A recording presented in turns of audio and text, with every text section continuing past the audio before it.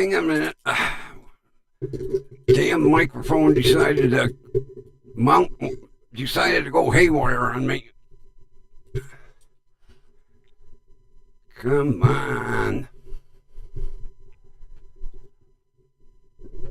Oh. Don't give me a hard time. I don't need this shit right now.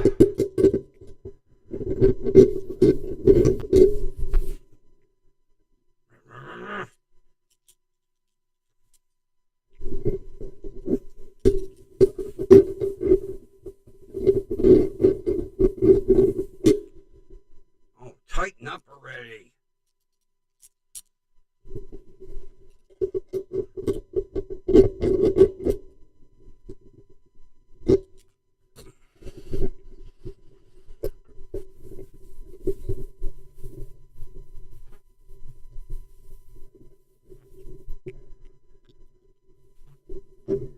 Oh, now you're going to give me a hard time.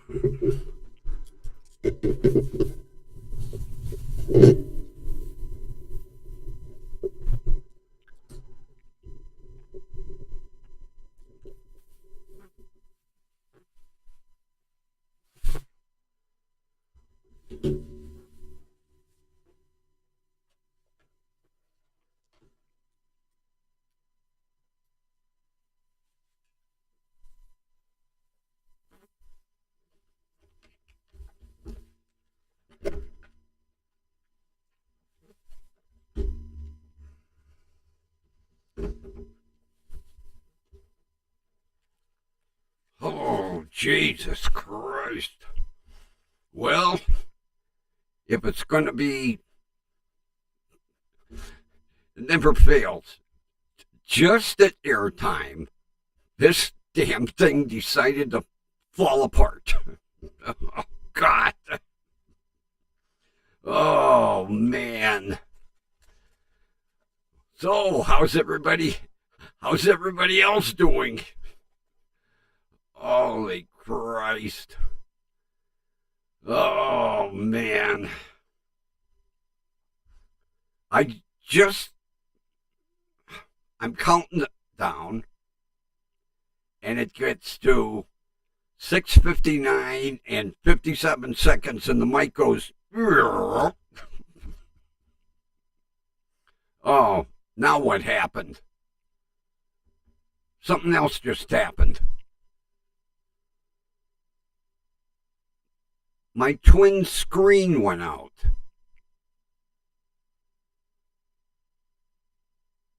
How the hell did that happen?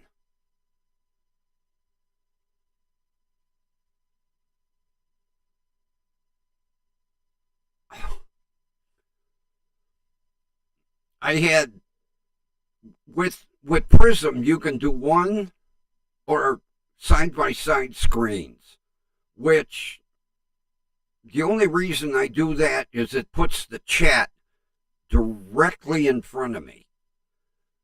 All of a sudden, it went to one screen. That's okay. Two of me is scary. Oh, volume's okay. I'm using a little different setup here. Not to mention, when the mic fell down, I might have hit the volume control switch or volume control knob. So the volume's all right, people.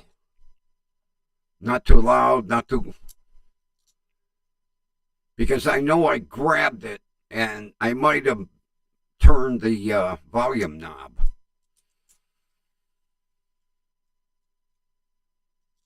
Sound is great. Good. Oh, at least something. Now you can see the shit that I go through. It's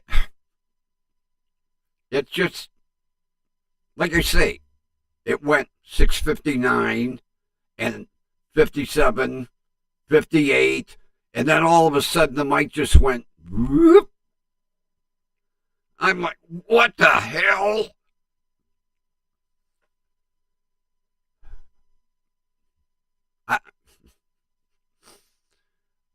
I think I'm going to go back to the other mic, which I know is mounted firmly on the arm. Oh,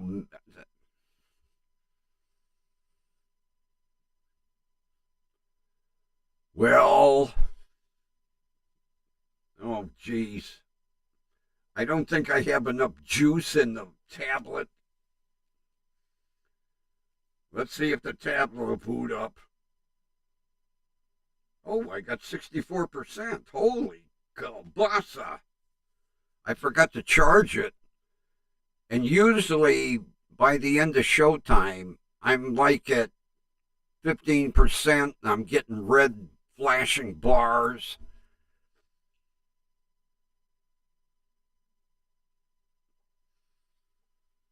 Uh,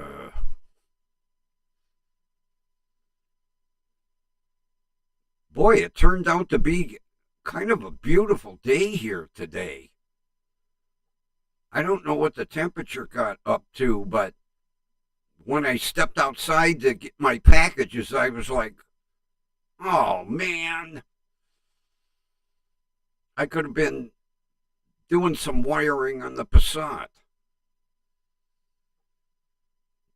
Because I have to get that bar on the front with the fog lights.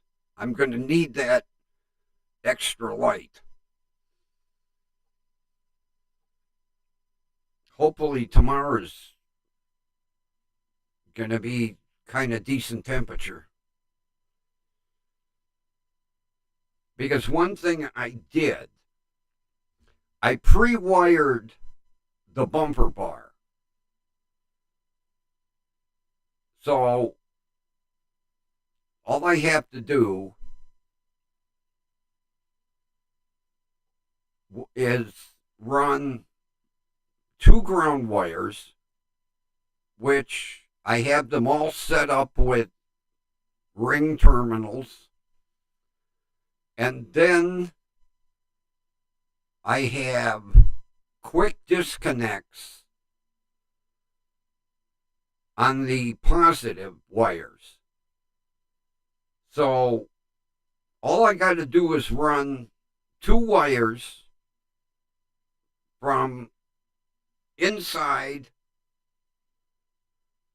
Come on, tablet. Don't give me a hard time. All I have to run is 2 wires from the switches inside the car, out through the firewall, plug in, and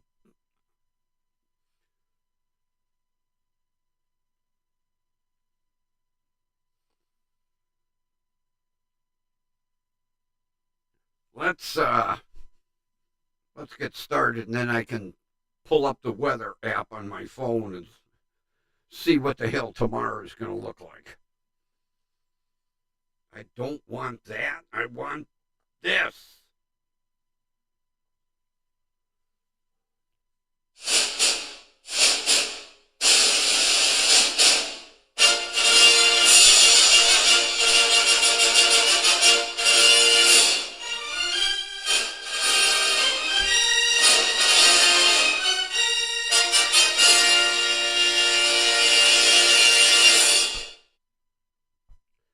Broadcasting from downtown Cleveland, it's station WDWL TV, starring the grumpy old man, me.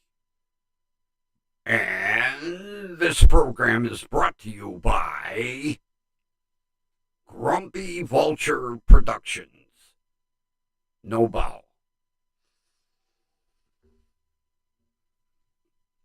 Forgot the booty.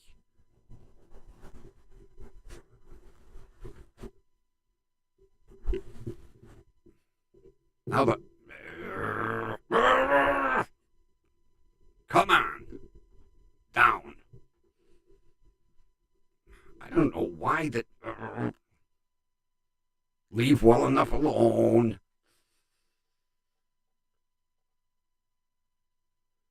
Supposed to rain.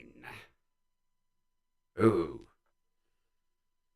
let me see what Cleveland's going to do. My channel 19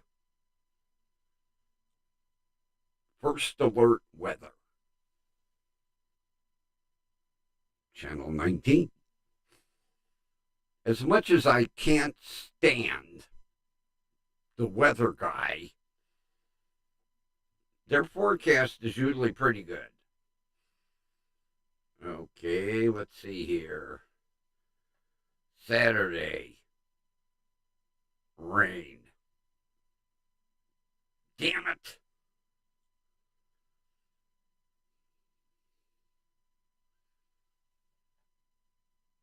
Oh, it says PM showers. It's supposed to be 63 degrees tomorrow.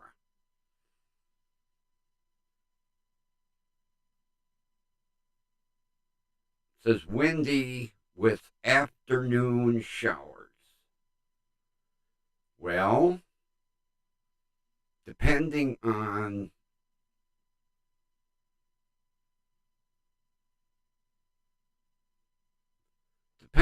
when it gets crappy, I only need an hour.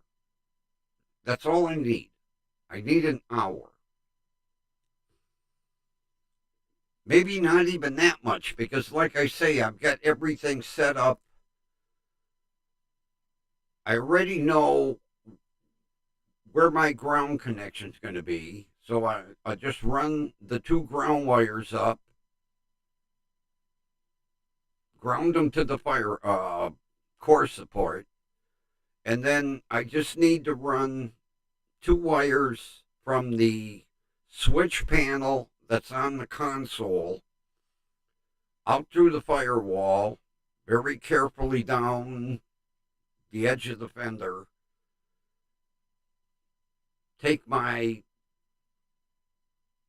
wire tool, crimp on the female quick disconnects, plug them in. That way I will have the big green 12-inch LED light bar and the 2 3x3 square blue LED lights, which you do not light up anywhere outside of Cleveland, especially like Parma, Lakewood. Actually, I tried them out. And when they come on, when they're lit up, they resemble them blue headlights. I'm trying to think.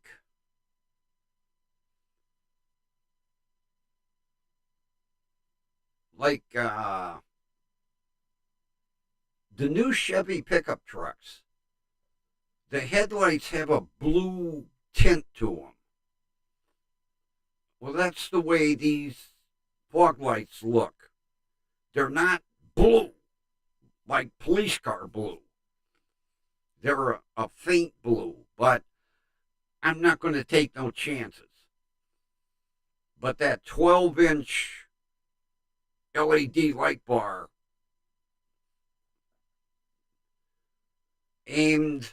I'll have it aimed about, maybe 10 feet in front of me on the road. Because I need a little extra light.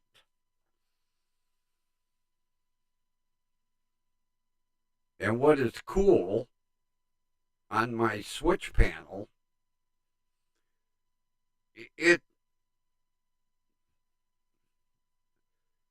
this switch panel is for a Jeep, and it's supposed to go on the A pillar. Well, I kind of modified it to fit on top of my console, and it has a red switch, a yellow switch, a blue switch, and a green switch. Well, the green LED 12-inch light bar will get hooked to the green switch, and the two 3x3 blue LED lights will get hooked to the blue switch. Then comes spring, when I put the other bumper bar on.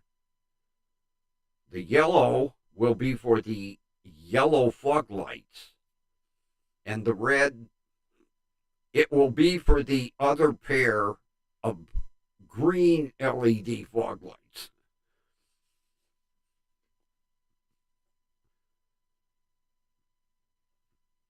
It's only going to be one oddball. But that way there'll be no accidents. When I'm like in the neighborhood, I'll click the blue switch on.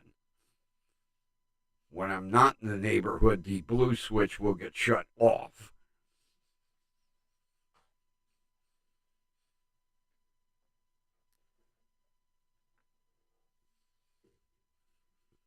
You're supposed to have rain until next Thursday. Really?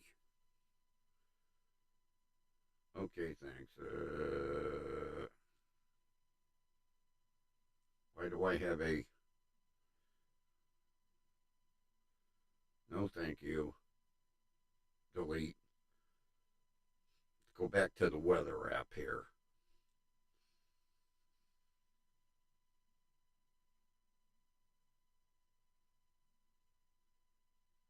Okay, Sunday, 45, partly cloudy with some wind.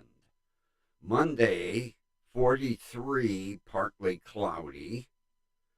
Tuesday, mostly sunny, 45. Wednesday, mostly sunny, 47.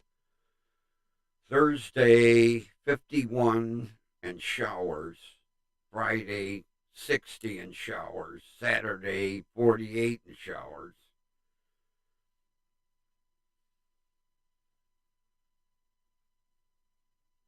Let's see. Thursday, 51 and showers with a 40% chance. Friday, 60 degrees with a 65% chance. Saturday, 48 and showers with a 50% chance. But Cleveland weather is goofy. You know, they can say showers and it'll be 68 and sunny. Then you look at the forecast and it'll say 68 and sunny, and you get 2 inches of partly cloudy on the ground, you know.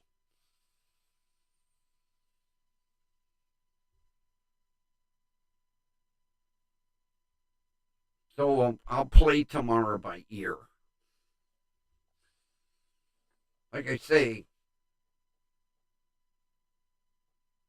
I don't even need an hour. 30 to 40 minutes. Because there's nothing to mounting that bumper bar. And like I say, I've already got the ground wires with ring connectors on them. I know exactly what sheet metal screw on the core support I'm going to use. It's just running them 2 wires from inside to the outside.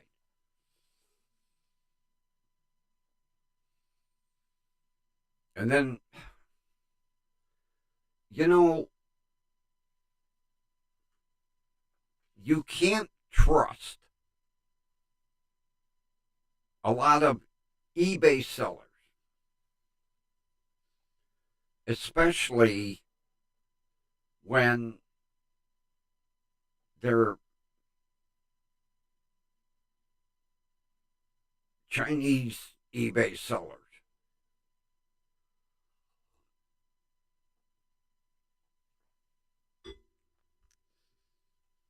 I've noticed there is a Asian group of sellers out in City of Industry, California. There is a Asian group of sellers in Hebron, Kentucky.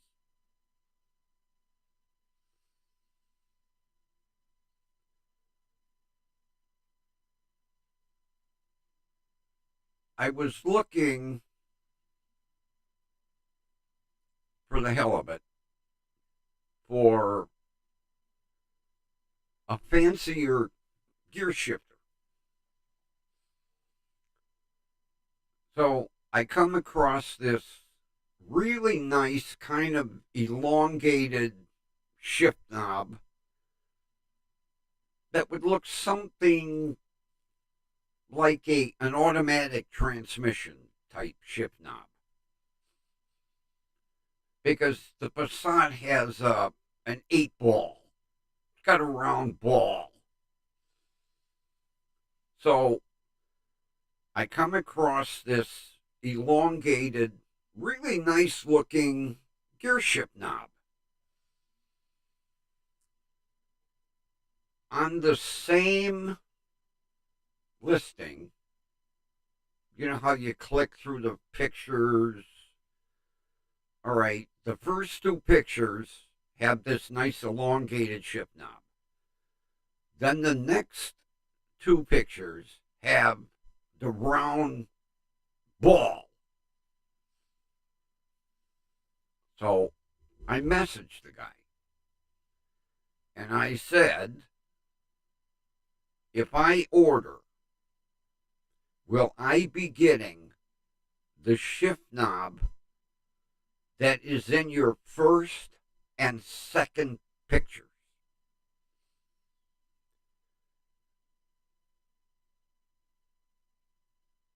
It takes 12 hours to get an answer. I get the answer.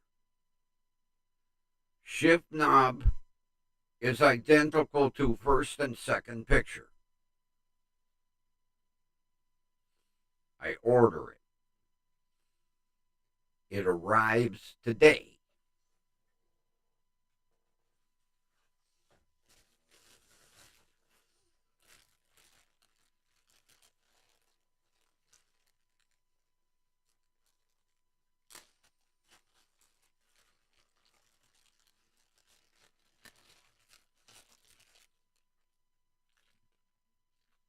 The same shift knob I have in the Passat.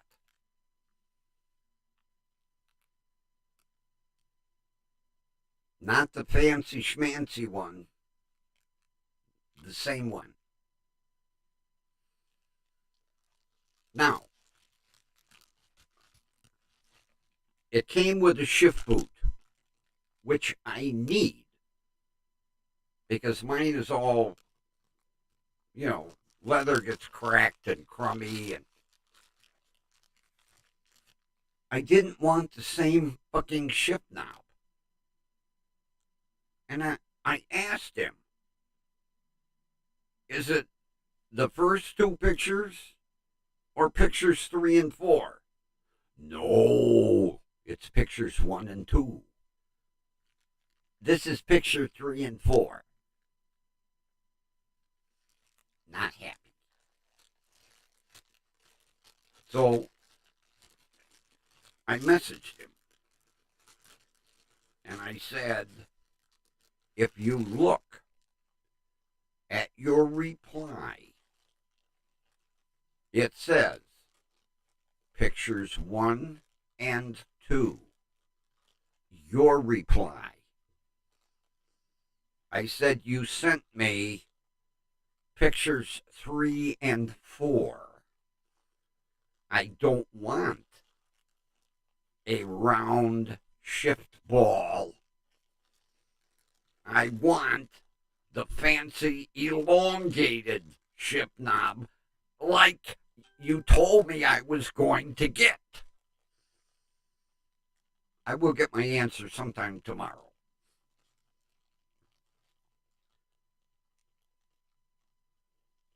By the time it goes through Google Translate,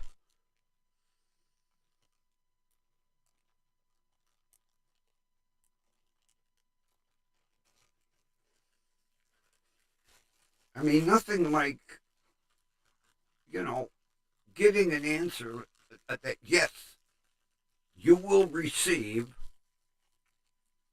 the elongated shift knob, pictures 1 and 2. That's what his answer said, pictures 1 and 2. This is pictures 3 and 4. This is what I have.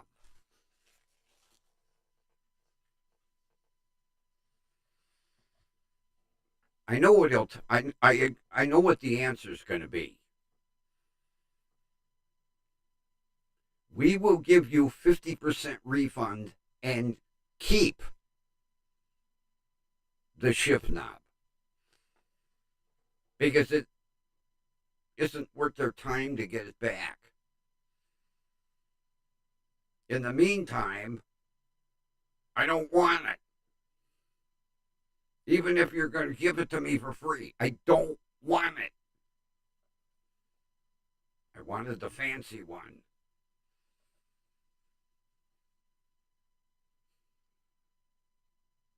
You can't trust them.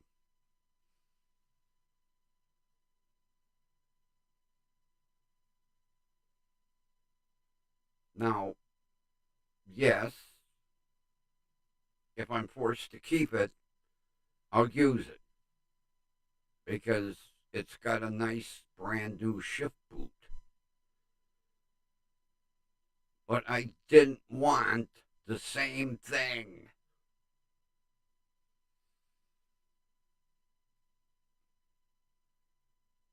I know basically, everybody's saying, well, a shift knob's a shift knob. I wanted the fancy one.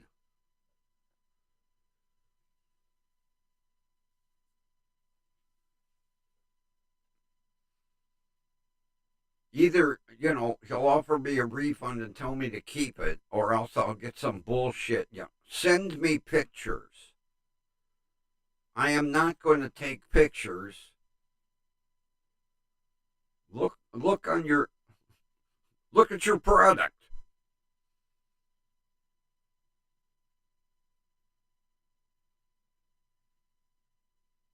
Or else they'll give me this, well, we were out of the first product and we sent you the second one.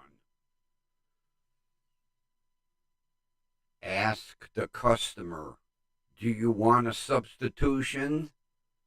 No.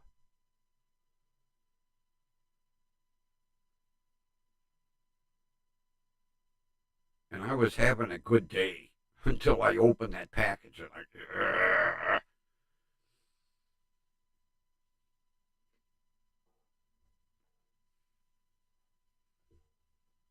That was the main reason I asked him, because he had 2 different styles. Which one, am I going to get item 1? Oh, yes, you're going to get item 1. And then you send me item 2.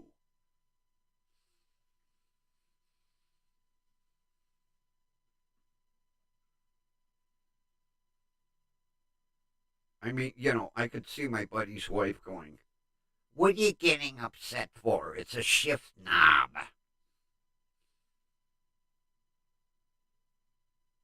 I want to customize it my way. The shit box has a different shift knob. The RAV4 has a different shift knob. I want the Passat to have a different shift knob.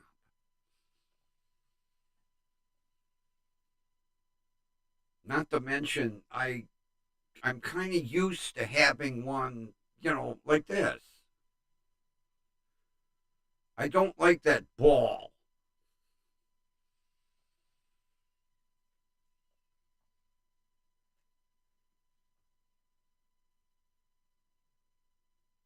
And he has 4 different eBay sales sites. 4. All 4 have the same pictures. All 4. Pictures 1 and 2, elongated ship knob. Pictures 3 and 4, 8-ball. But Kathy, they don't care because they have a different business practice over in China. It's basically the customer appreciates at least receiving what they, a product. They're not used to Americans. When we order item 1, we don't want item number 2. We're not going to go, thank you. We appreciate you. Thank you.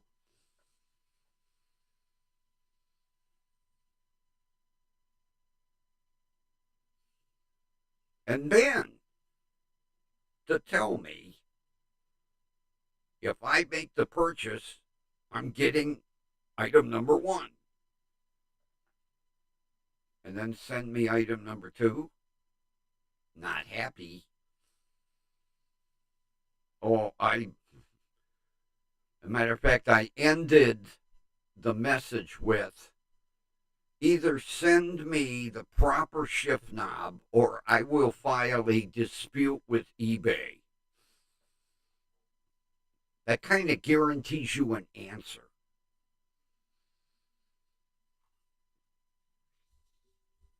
I have learned that if you want to get people's attention, you threaten filing a dispute with eBay and PayPal.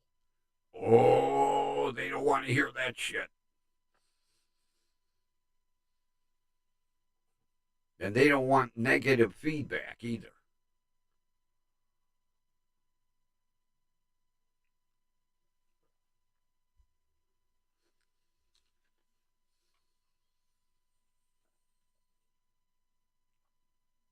And I really hate the way eBay is set up now. You can't file a direct negative feedback. As soon as you hit negative, it says mediate your problem with the seller. So I file neutral. That way, in the comments, I can be nasty.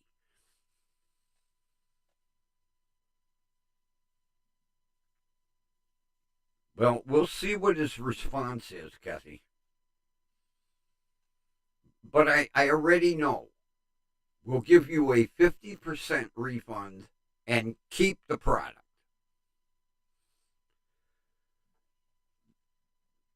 Because for what I paid for it,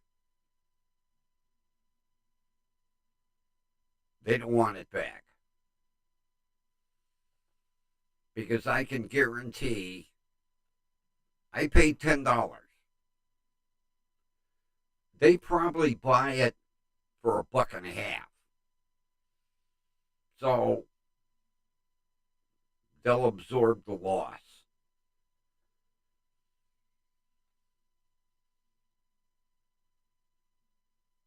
And then basically, I'll order from somebody else.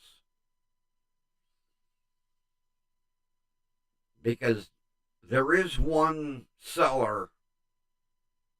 Matter of fact, that's the guy I bought the shift knob for the shit box. So I know I would be getting what I ordered. But it's not as nice as picture number 1.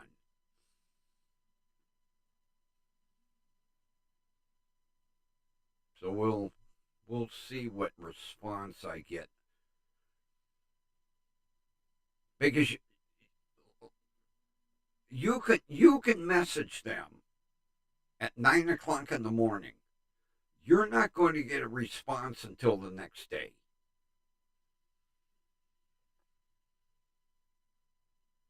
Either they don't check their messages until after hours, or they're not even in the country. I kind of suspect they have like a small warehouse, either in City of Industry, California, or Hebron, Kentucky. And when the money is received in China, they call their cousin and go, you ship it a shift ball.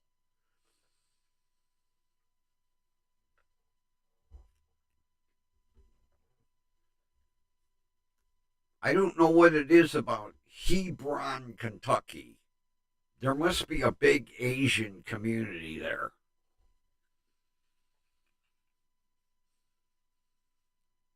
Because you can tell by the response.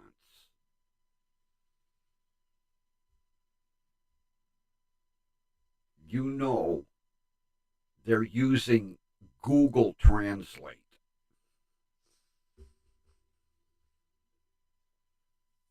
You know, they leave out verbs, you keep, not keep the product. We issue refund, you keep. Well, thank you, Hop Sing.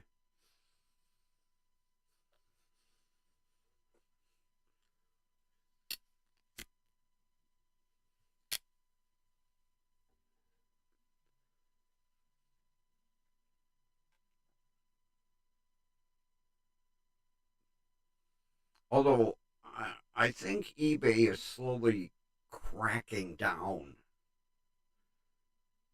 because you really didn't see on eBay a lot of the time from China.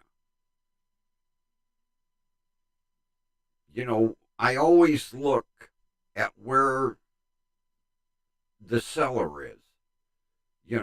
Poughkeepsie, New York, or Boston, Massachusetts, or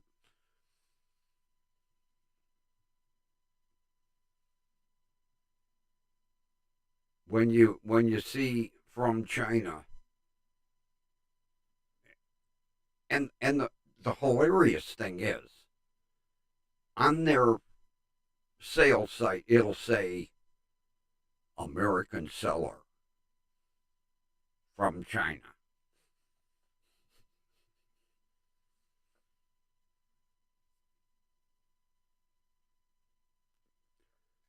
Oh, didn't I tell you what I bought for Ryan? Did I mention that yesterday?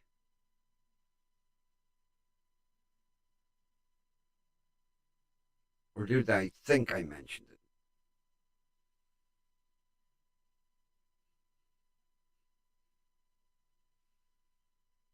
Well, if I mentioned it, I'll mention it again. In the Passat, I have, it's a rear view mirror. Rear view. Take two. It's a rear view mirror that mounts to your rear view mirror. It has a dash cam, and it has a backup cam. And the cool thing is, the way it works, as soon as you go into reverse, the backup cam is in your rearview mirror. the dash cam has a memory card. You can click to turn the camera on to record. Or, like I do, I just shut it off. Well, every time I would go to pick up the Passat, Ryan would be playing with it. So I bought him one. And I took it up to him this afternoon. Kathy, you would think I bought him a new car. That kid, he went bonkers. You bought this for me? Really? I said, well, you're holding it. It's just like this one. I said, yeah, identical. Same, identical. It works just like yours. I said, Ryan, it's the same one. Why? Why? I said, because you treat me right. And I said, you are such a wonderful young man. And I saw you were playing with mine all the time. I bought you one of your own. He was in shock. You bought that for me? Well, I didn't buy it for me. I already have one. So then he goes, let me pay you for it. I said, Ryan, it's a gift. I bought it for you. He said, I want to do something for you. I said, well, you've done a lot for me. You've treated me right. He said, did you put that clutch fan on yet? I said, no, I was waiting for nicer weather. Bring it up Tuesday. I'll put that clutch fan on for you. I said, I can do it. It's not that big of a job. Bring it up Tuesday. Okay. Because the clutch fan is acting up. I'm not getting 100% hot heat because it's running too long. You know, these goofy clutch fans, even though they're turning, they're not really turning. You know, when the engine reaches a certain temperature, it turns that fan on and it runs faster. And then when it cools off, it just sits there and spins, you know. Well, evidently what mine's doing is it kicks on and it stays on.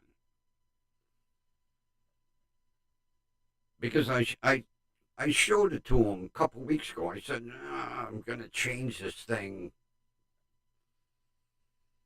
So, I said, Brian, had I known the weather was going to be the way it was today, I would have done it. So, as I was leaving, he said, oh, I'll have this in the car tomorrow. I said, well, I anticipated that. And I can guarantee when he gets home, he'll be showing it to his mother. Look what a customer bought me. Look, look.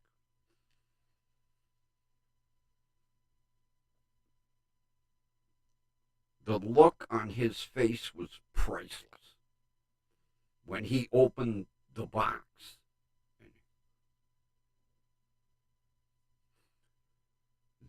Same as this one. Same, identical, same. And I told him, I said, matter of fact, I said, this one, the memory card is included. I said, when I bought mine, I had to buy the memory card.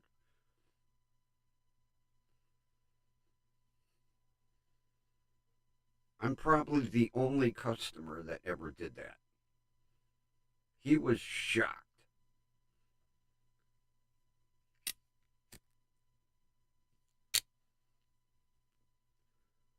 And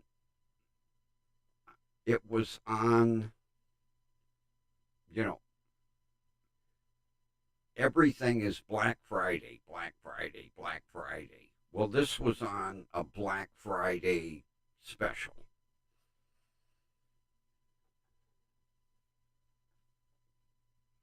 I wish mine would have been on a Black Friday special.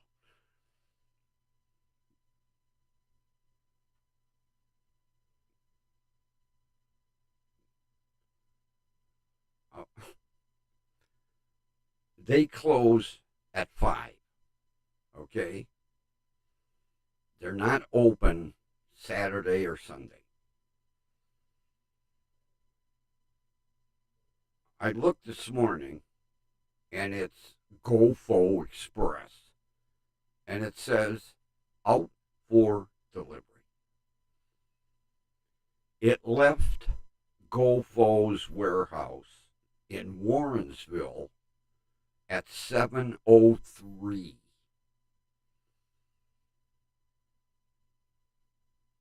You know when he delivered it? 4:45. I immediately got in the car and went right up to Ryan's.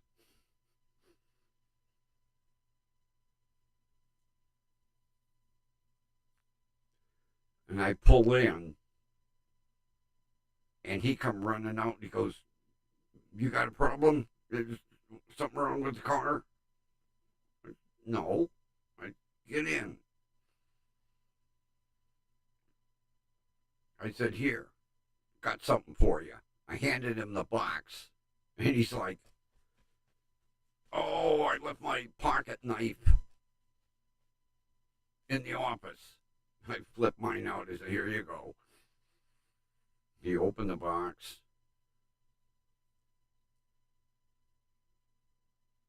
He just froze. Same as yep, same as this one. The one you've been playing with. I said, "I saw you." I says, "Every time I picked the car up, I saw you playing with it. I knew you liked it."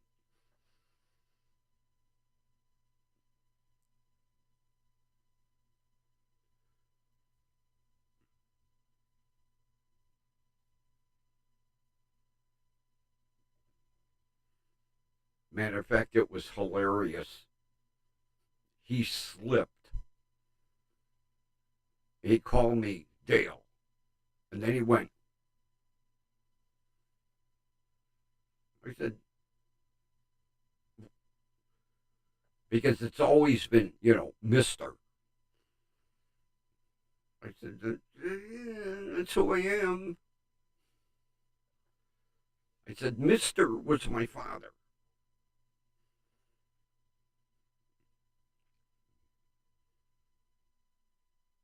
I guarantee as soon as he got home, he ran in, show his mother. "Look what I got."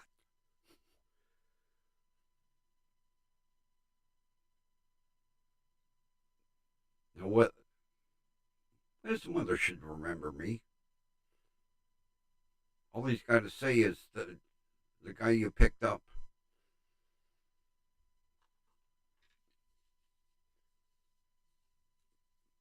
But another thing I told him, I said, another reason I bought that for you is you are not like the rest of this younger generation. I says, your parents raised you proper. You're polite, you're courteous, respectful. He said, well, it's the way I was brought up. I said, yeah. And it shows.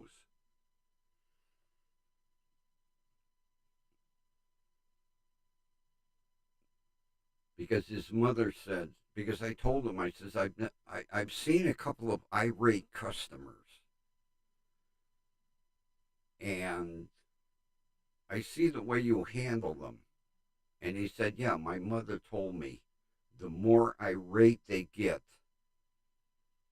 the nicer you are. You lower your voice, you talk respectful.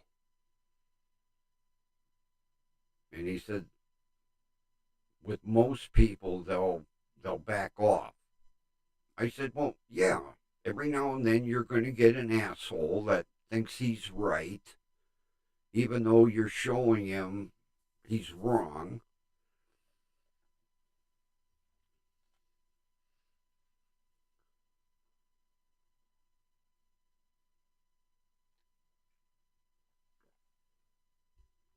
I still don't understand why his father went on vacation and his mother didn't go with him.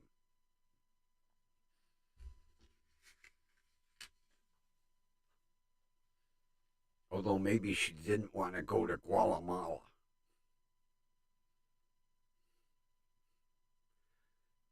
You know, in this day and age, that would be kind of the last place I would want to go.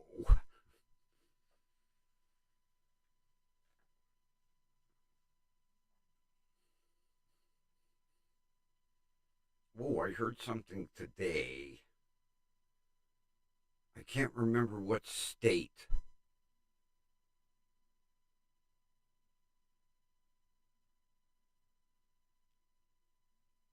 I can't remember what state.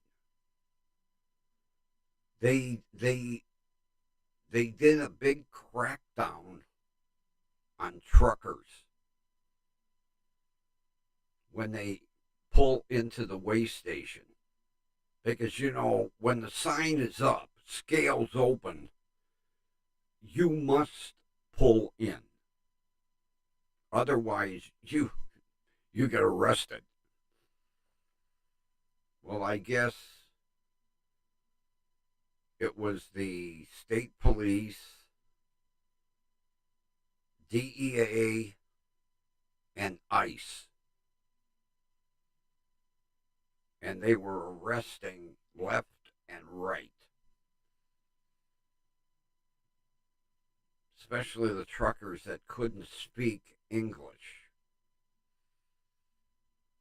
You know, that is scary. You're driving down the freeway, and the semi next to you, you don't know if he is a professionally trained over the road driver or some immigrant that bought his CDL that can't read English, can't speak English, has no idea really where he's going.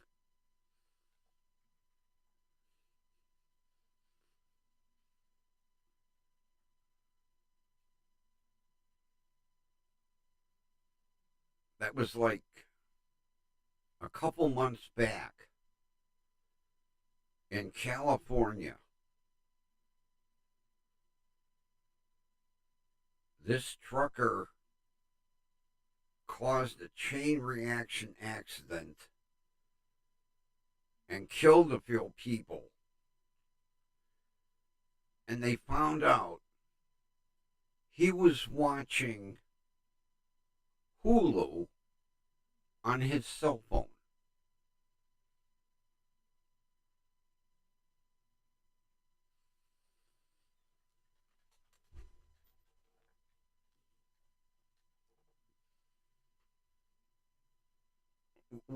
What state was it? I can't remember.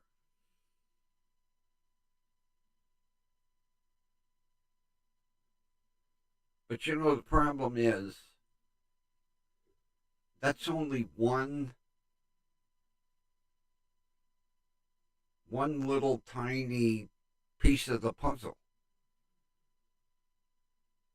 They have to do these crackdowns nationwide, and not just one way station or truck stop,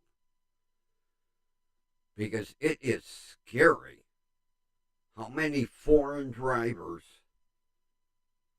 are cranking these big rigs down the road that think they're driving in India or Pakistan or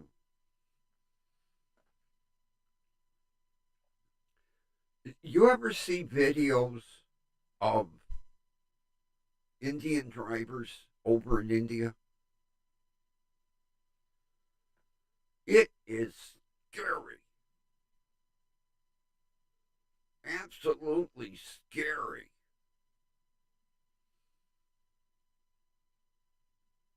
First of all, they take a truck that is rated to carry a payload of 20,000 pounds. And they put 70,000 on it. And then they wonder why they blow out their old crappy tires and snap axles and break springs.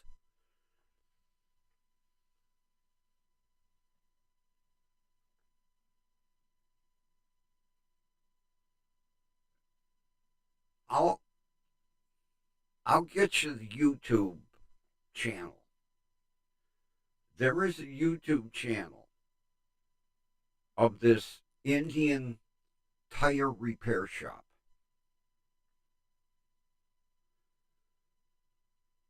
They will literally rebuild a tire that say it's got a blown out sidewall. They got the rubber material, the rubber. They patch it on the inside. They patch it on the outside. They put it in a pressure. Basically, they two steel plates and a bunch of rocks, and they heat it up, and they patch a tire. Now, the tire is fucking bald, but they'll fix the sidewall.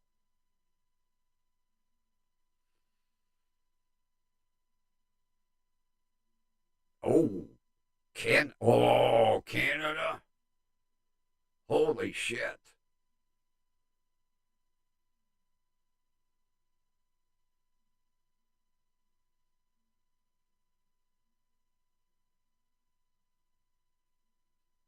People think they're bad in America. You don't want to screw with the Royal Canadian Mounted Police. They're brutal.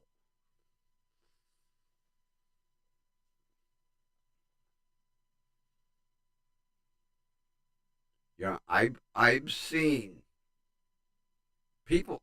People think that our state troopers are nasty. You don't want to fuck with an RCMP guy. Mm-mm. They don't take shit from anybody.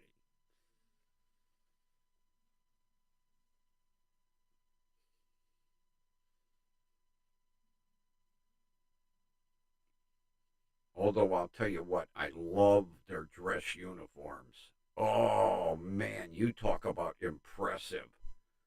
Them red coats.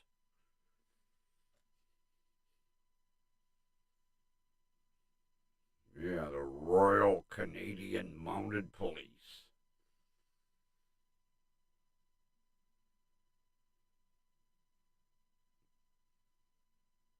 I had a friend, oh God, it was back in the 70s. He owned a new truck dealership up in Thunder Bay. And he kept inviting me up. He said, I'll take you on a tour of the country up here. And it's gorgeous country. But Thunder Bay is like up by fucking Alaska. I said, I appreciate the invite, but not something I can drive to. Although that was before you needed a passport to get into Canada. I still think that's totally asinine. I got a cousin that lives up there. I can't visit her because I need a fucking passport.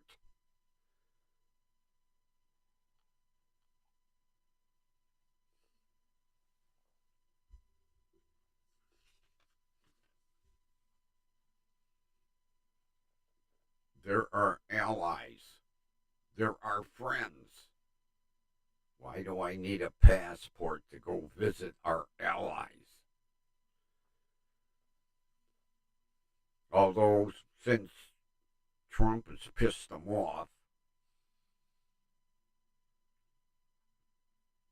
between Canada and Greenland,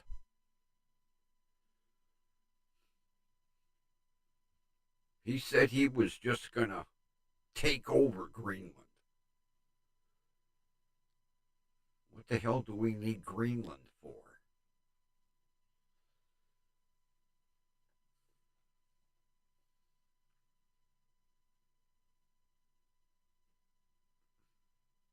I thought it was mandatory that you had a passport. I can go up on a birth certificate?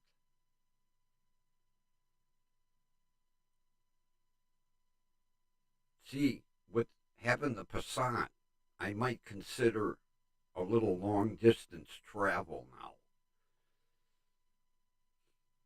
because I trust it.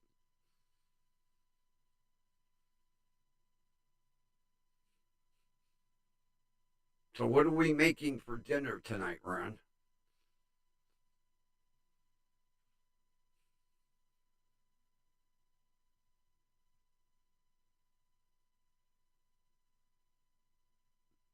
Oh, I showed the t shirt to Marianne. She said, you aren't going to wear that in public.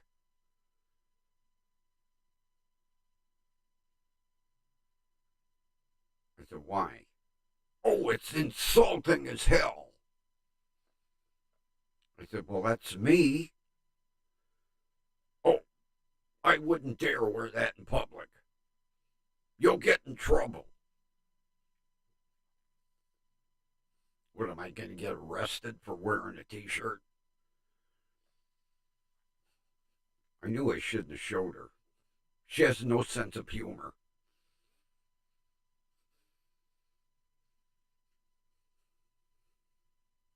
Chicken with cream of chicken sauce over rice.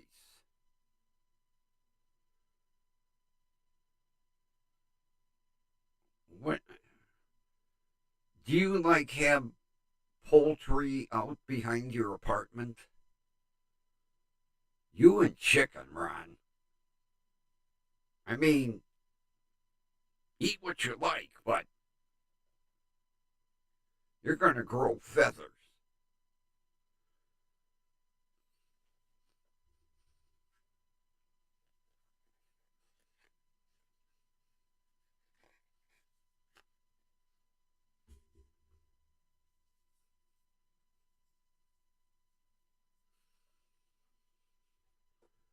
I was waiting for a text message from my buddy's wife.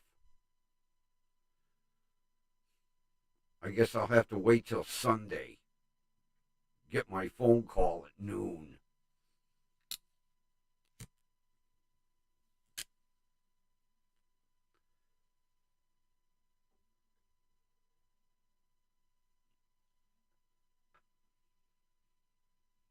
Fiona don't like beef? God, most dogs love beef.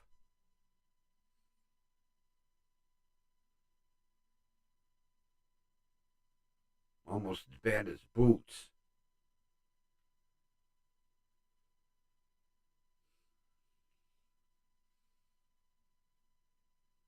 Oh, now there's a meal. There's my kind of meal. Barbecued pork rib, baked beans, and mac and cheese and biscuits. Mm-mm-mm. I like my ribs where they fall off the bone.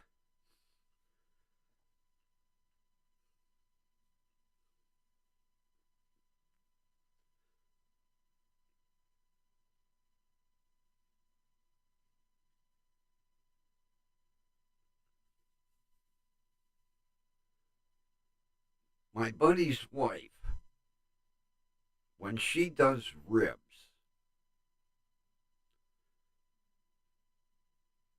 she, does the dry rub and all that bullshit. Then she puts them in a pressure cooker for like 15 minutes. Then she puts them in the oven. Slathers them with barbecue sauce and lets them slow bake in the oven. And you can just literally take and pick the bones right out.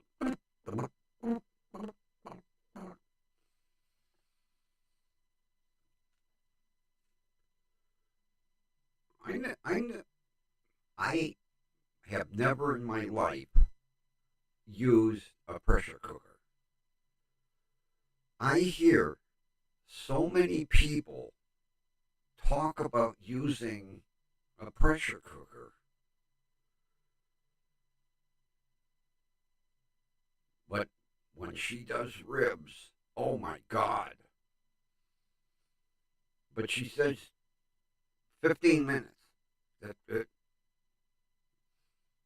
Then take them out, you put them in the oven.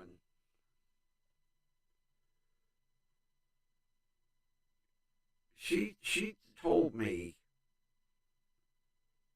that you could get the cheapest cut of beef, put it in a pressure cooker, and then bake it, and it will be fall apart tender.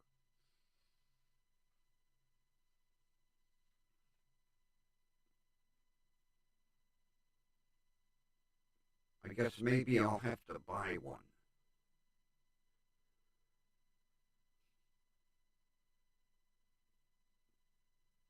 I thought those things went out in the 50s, but I have heard so many people talk about pressure cookers.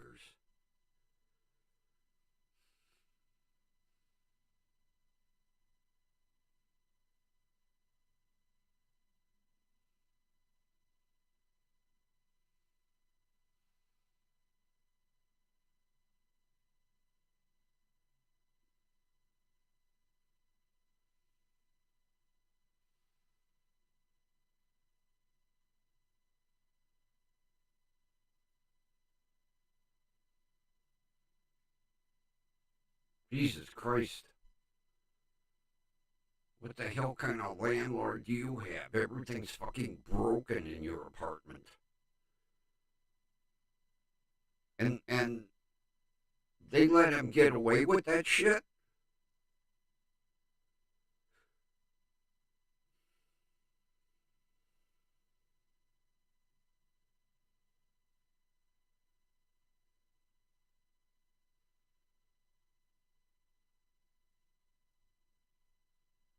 Really? Frozen?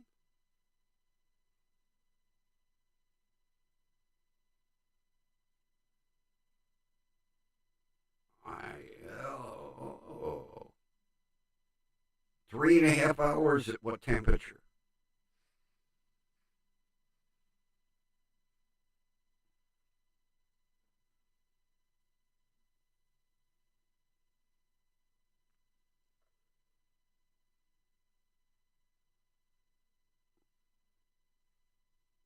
I would try that.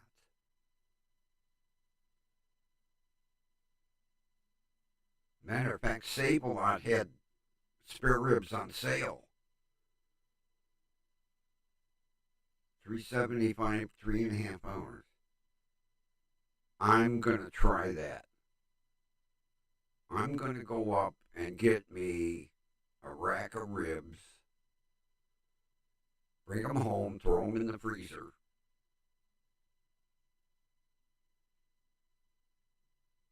and then I'm gonna try that. I am going to try that. That sounds amazing. And you don't touch them, right? You just pop them in, leave them alone.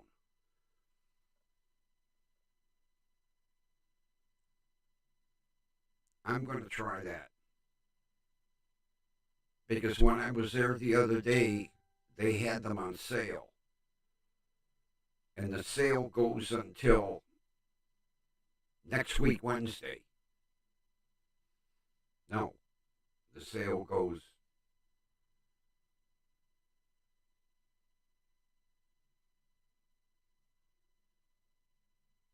No, the sale will end Saturday. Yeah, it goes Sunday to Saturday. So I can go up there and get a rack, bring them home, toss them in the freezer, wait a couple of days, and then take them out. God, that's easy. That is remarkably easy.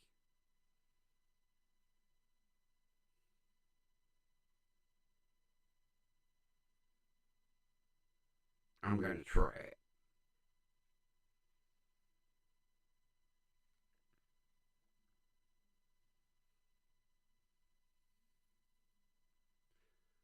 But getting back to pressure cookers,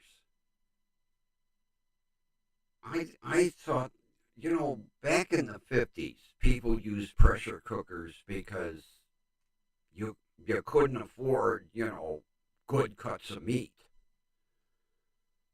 And then it seemed like you didn't hear about pressure cookers. And lately, I've been looking over recipes and it'll say pressure cooker, pressure cooker, pressure cooker.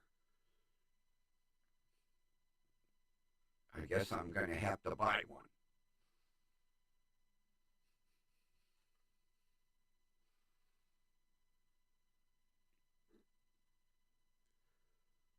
Although you can't beat a good old crock pot either.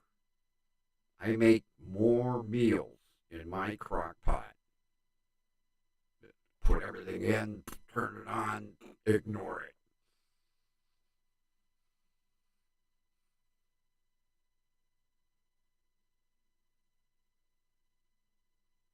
I'm going to try that.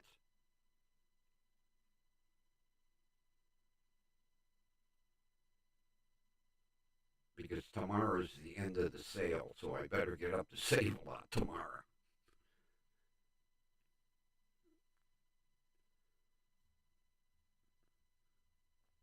Maybe I'll luck out and get some of them marked down for quick sale.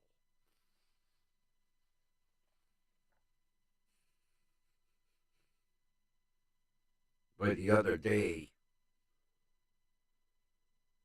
there was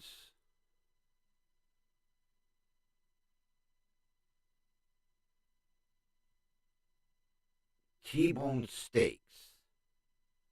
The only problem was it was a big family pack. And it was originally like $38, marked down to 12, reduced for quick sale. I was real tempted. I was real tempted because I haven't had steak in a long time.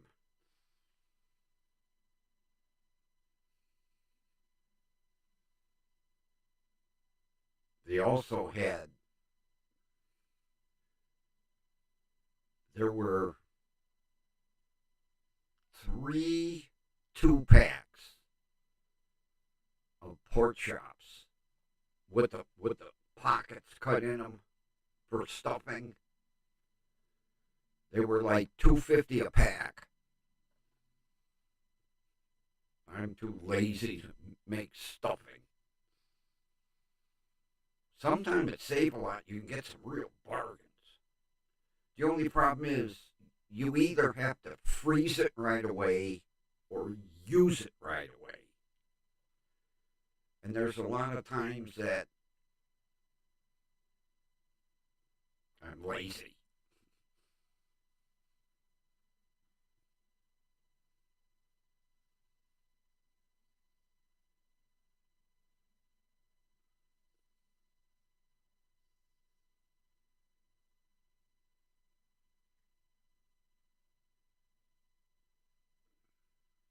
Somebody's at the door.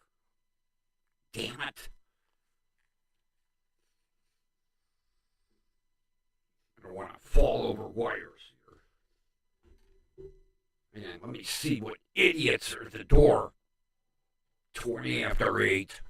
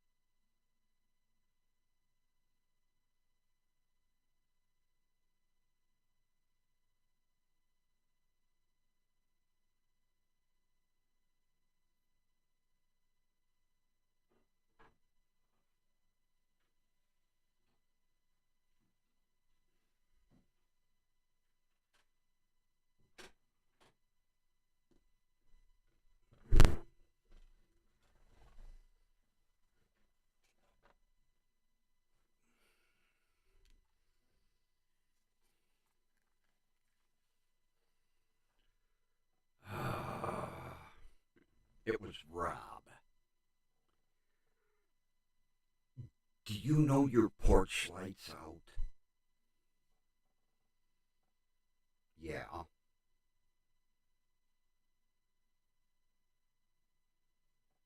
I just wanted to tell you, yeah, the switch broke. I haven't had a chance to buy another one. See, my porch light is on 24/7. I bought a. Where did I buy that thing from? Home Depot. It's 2 LEDs. One points up, one points down. And it costs nothing to really operate. So I leave it on all the time. I shut it off for Halloween. I went to turn it on and it broke.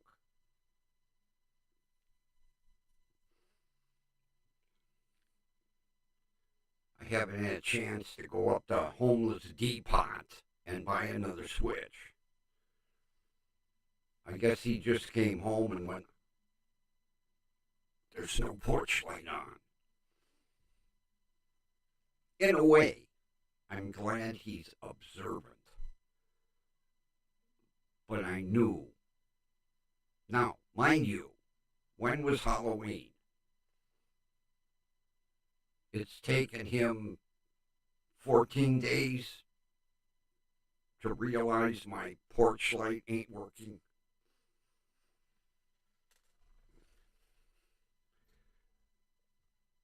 I guess after I leave Save-A-Lot, I'll have to go to the homeless depot and buy a switch. Although I do miss not having that light on. But I've had it about a year. Yeah, about a year. And it's got,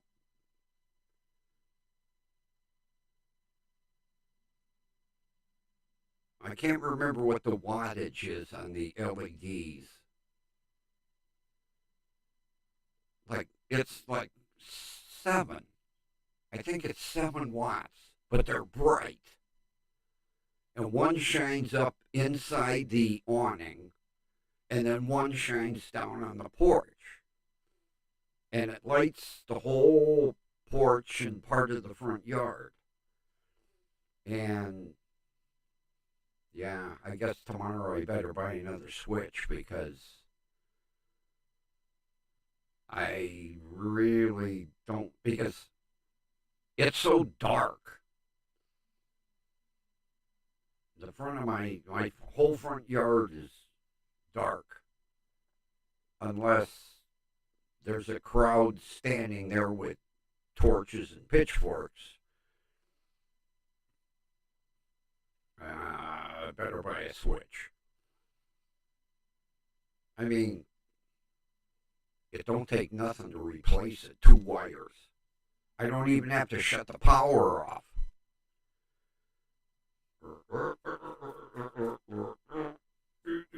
Click, click, done. Although I think the switch was original from 1946 when the house was built. I'll tell you how bad things were before I moved in. I had to go around, and this was when the power was off. I had to replace every outlet because none of them were set up for 3-prong plugs. They were all the old 2-prong. And I hate using adapters. So I had to go room by room and change every freaking outlet. Because, 90% of the shit you buy today is 3-prong.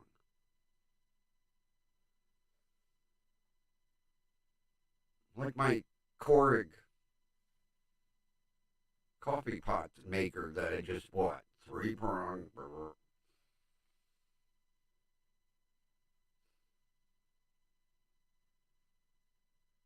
The toaster oven, 3-prong.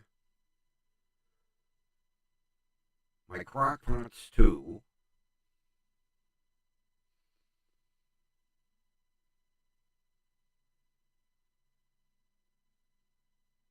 My rice steamer is 2. But I mean, 90% of the shit you buy today is 3-prong. But there was not one outlet in this house. So I went up to Home Depot and got one of them contractor packages. There was like 12 outlets in a pack. But not one outlet in this house was 3-prong.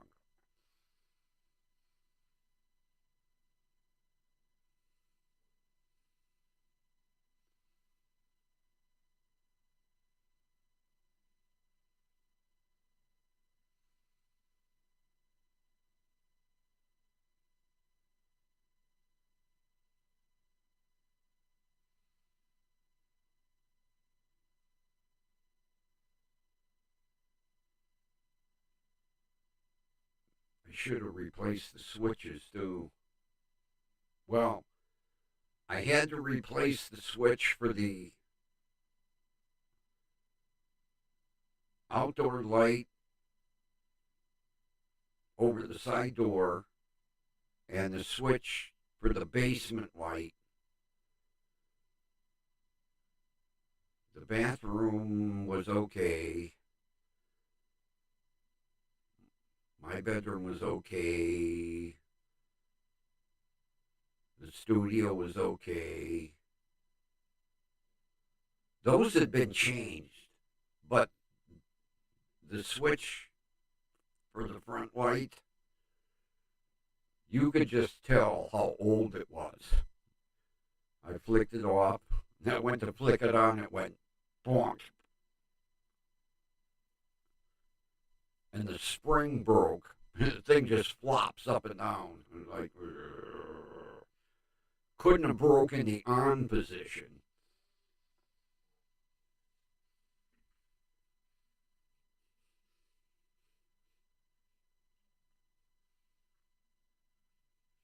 You have to buy a switch tomorrow to make Rob happy.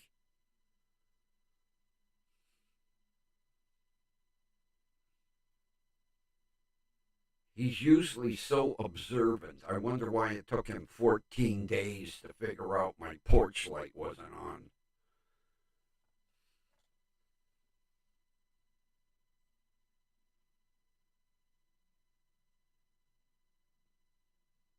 Matter of fact, he was it Saturday or Sunday? He cut the lawn. Then he told me, he goes, well, that's probably the last for the season. I'm like, good. It'll grow now.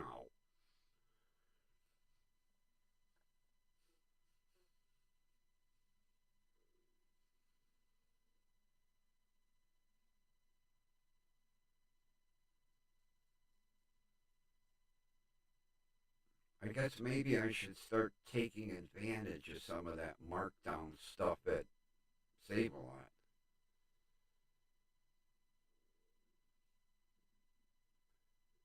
You know,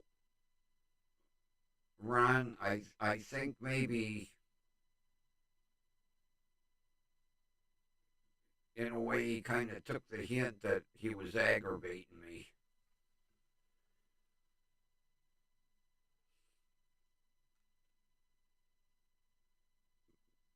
Oh no, this. Oh, I would. Oh no, I would never live in. Oh, could you see me in an HOA community?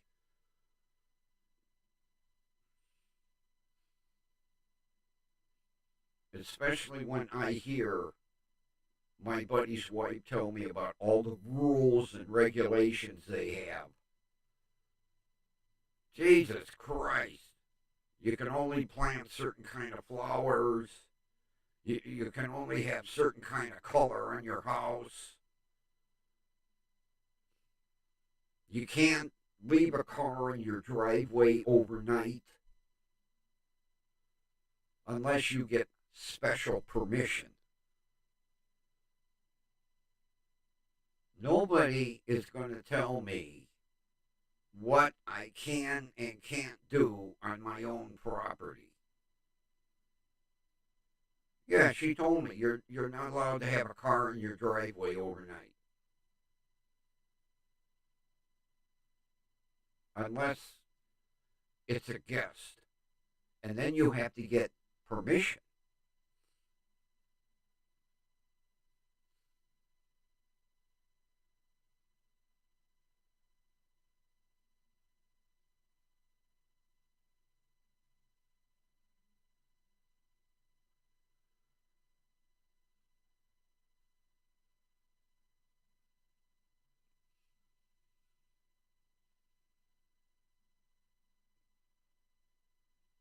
I says to her, I says, what if you forget to pull the car in the garage? Oh, we get a warning from the neighborhood patrol. Yeah, every day is a certain designated member of the community that patrols the neighborhood looking for violations. You can't park on the street overnight. You can't leave your car in the driveway overnight. They give you a list of approved plants.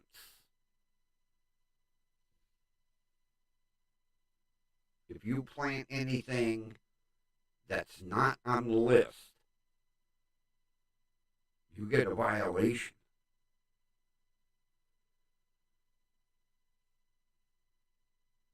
And they make you dig it up.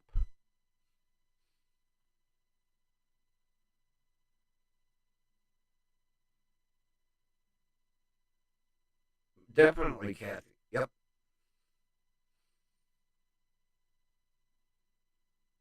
She was telling me there's a couple of old biddies that live in the neighborhood that they see something wrong, they go right up to the association office.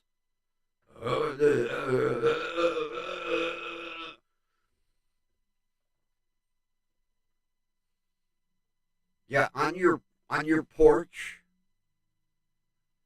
you are only allowed 2 hanging baskets. 2.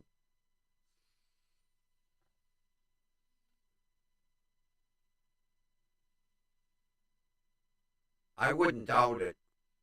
I'm going to ask her Sunday.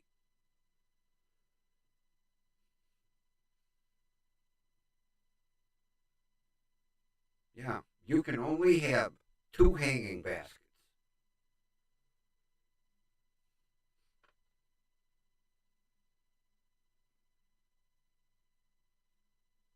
Because the first year that they lived there, she put 2 on the porch, and then she bought one of them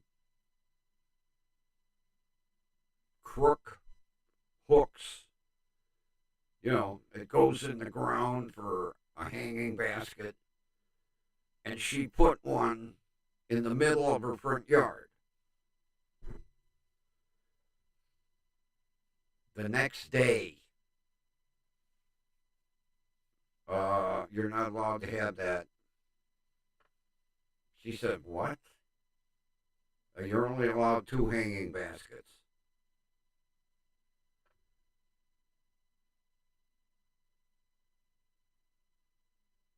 She says, well, what do I do with this one? Well, you'll have to put it in your backyard. You can't have two. Yeah, shepherd's hook. I couldn't think of them. Yeah, she bought one of them, and she put it in the middle of her front yard. Now, Kathy, she buys her hanging baskets from Petiti's. She pays like $50 a basket. You know, Petiti's, they're gorgeous. And she put it in the middle of her front yard, and they went, only 2, only 2. So she put it in her backyard by her deck.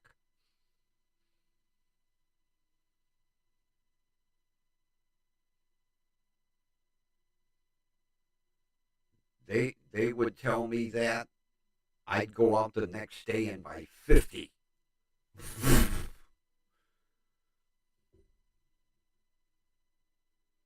And you're only allowed dark mulch, black or dark brown, no red, no red.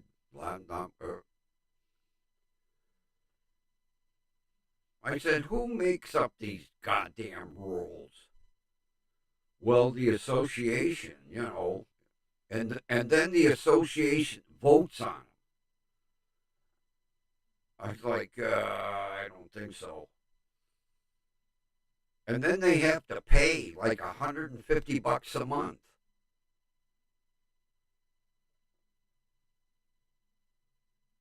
I said, I'm going to pay $150 a month, and you're going to tell me I can't park in my driveway, I can't have more than two hanging baskets.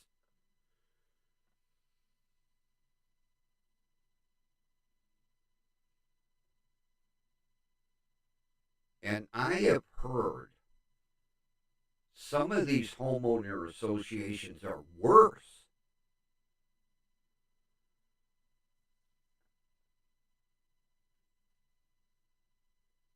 I read about one. Matter of fact, it was several months ago. Reader's Digest had a whole article on HOAs. And there was one that stated what colored drapes you could have in your front windows.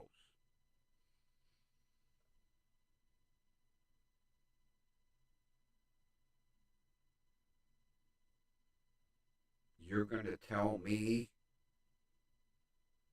what I can and can't hang inside my house? Oh, and I'm paying you $150 a month?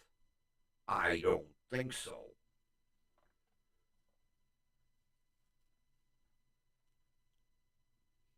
My buddy's wife is like, well, but I mean, it keeps the association looking so nice and neat and orderly.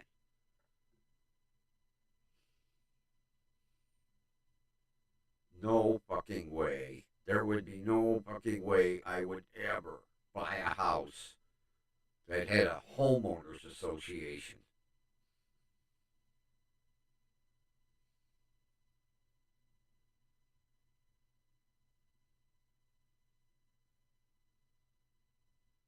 And they have gone as far as literally evicting people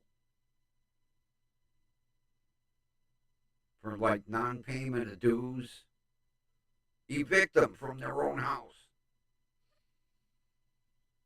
And you know, some of these homeowner associations have big buck lawyers.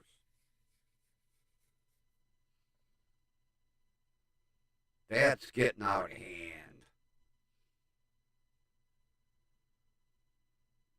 Like she said, well, our lawn care is all included and our snow plowing is all included. Hey, I can cut my own grass. I can plow my own snow.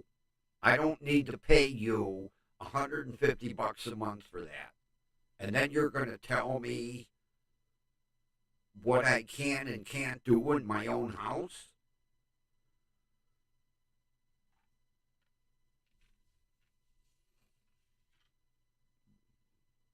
But her and her husband just think this is the best thing since sliced bread.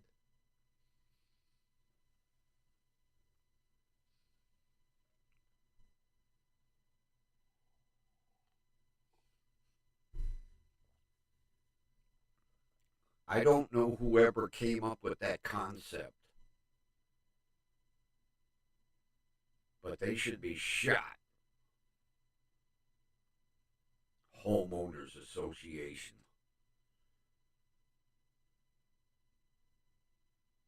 Yeah, I'm going to look because I keep most of my Reader's Digest.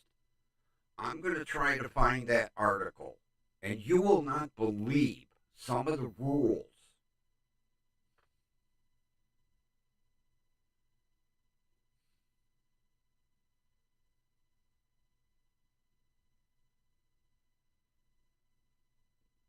There was one.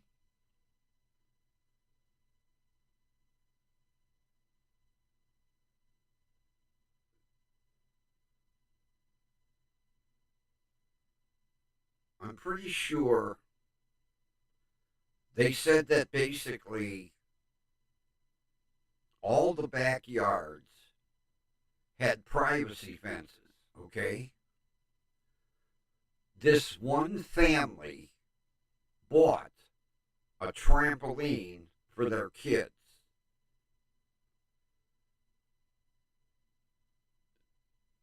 They were fined because that's not allowed. Now, it's in their backyard. The only thing people could see is the kids going, boom, boom, boom. Trampoline's not allowed.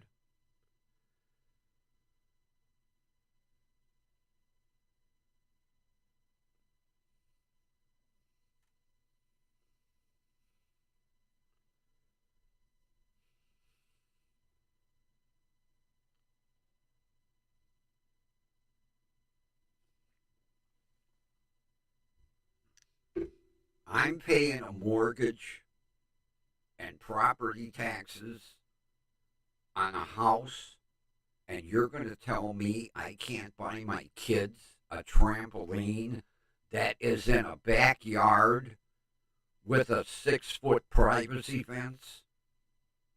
Screw you.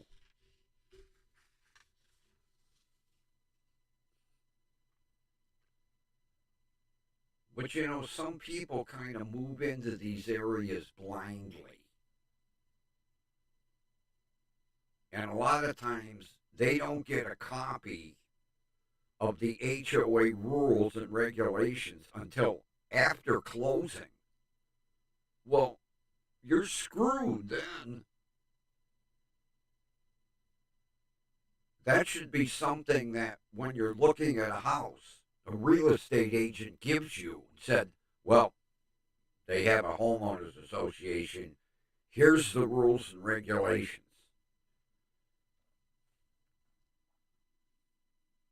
No, you get stuck with a 30-year mortgage and people telling you what you can and can't do on your own property.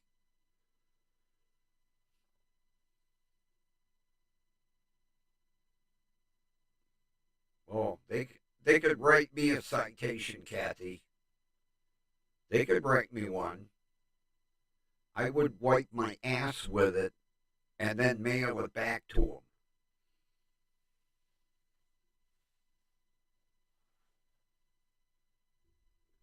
Well, yeah, but I mean, here's a guy, white collar job. Probably the house is $400,000 with a family, and he buys his kids a trampoline to keep them occupied in the backyard, and they're not allowed to have it. Like I say, they could write me a citation.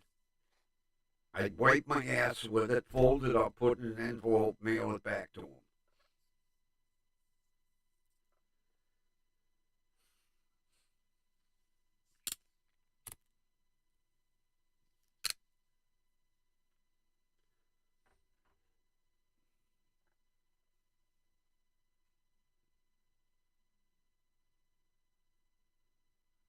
You know, where they need homeowners associations is in trailer parks.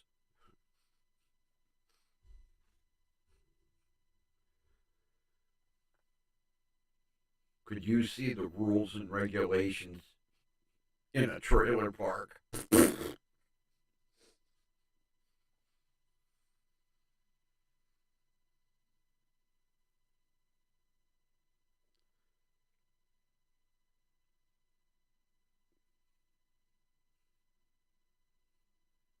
You know, you would think,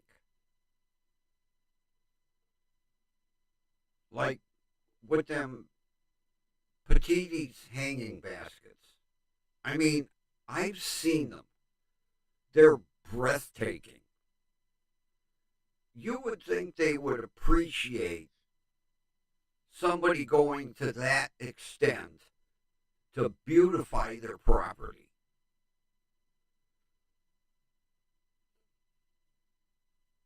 I'm sure when you lived up here, you went to Petiti's at least once. They're hanging baskets hung in high class hotels. They hung at fucking Firestone Golf Course. You know, Firestone Golf Club. That's.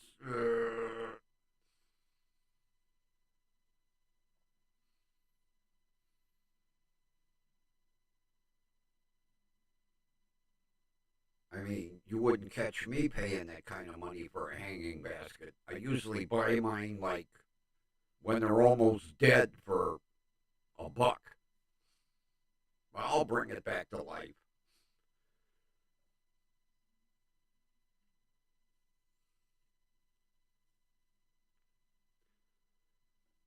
Nah, I told Joyce, I said there would be no fucking way I would live in that clusterfuck.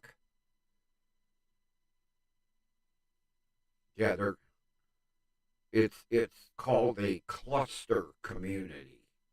I told her it's called a clusterfuck community.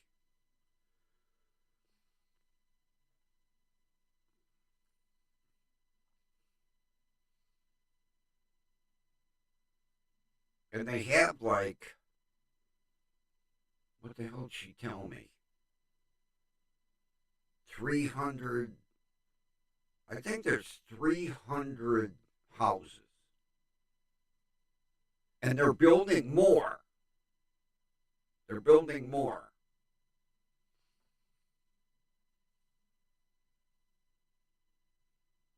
But I could see some old biddy driving around at night. Oh,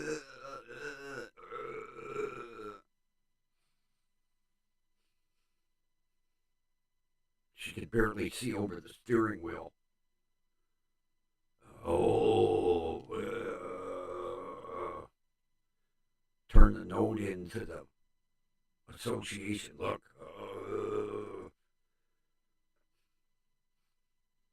come out in the morning and find a citation on my car. Here you go. Here's your citation. Sorry, it stinks. Open it carefully. Wear gloves.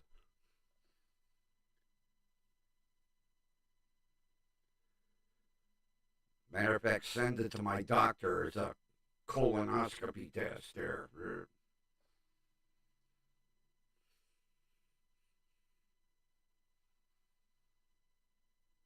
Unbelievable. I'll over the weekend, I'll go through my Reader's Digest because I keep them for a while. But there was a whole article I couldn't. Matter of fact, I was reading it to Joyce, and she agreed with all of them. Yeah, there was one where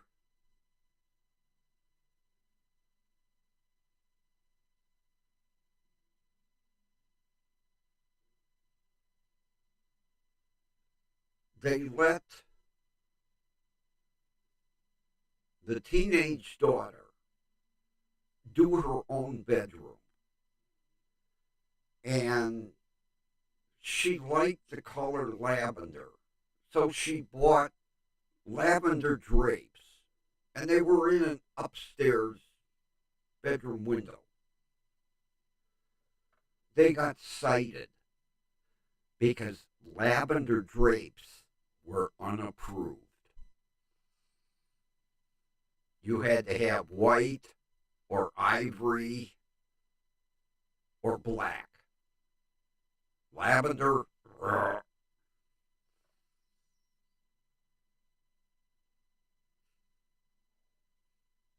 yeah, ship my citation to the lab, will you? Let me know what the report is.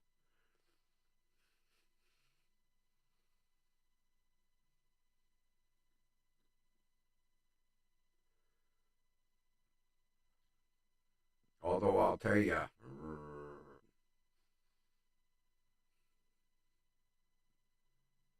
I bought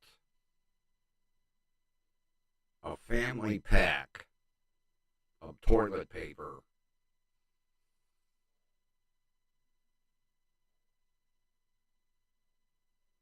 at Family Dollar. No. Yeah, Family Dollar. Some brand I never heard of, but it was cheap. Well, I don't have hemorrhoids. Sanded my ass right off.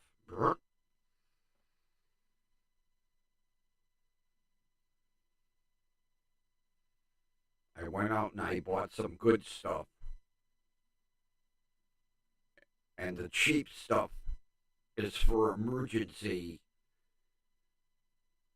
in my towel cupboard.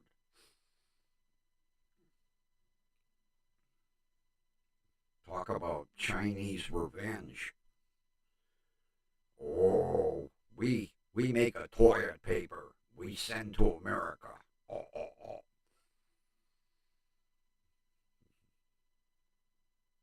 Was 50 grit. Jesus.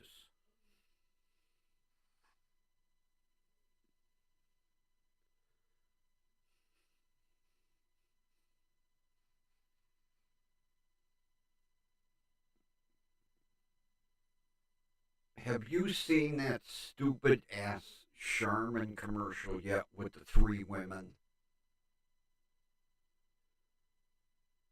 And the one old lady like sitting on a perch, rolling out the toilet paper. And one woman, she's wrapping it around like it's a silk scarf. Who the hell thinks up these commercials?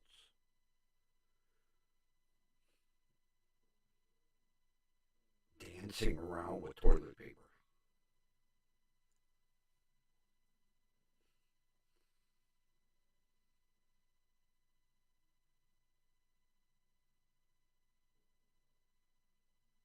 And they play it over and over and over.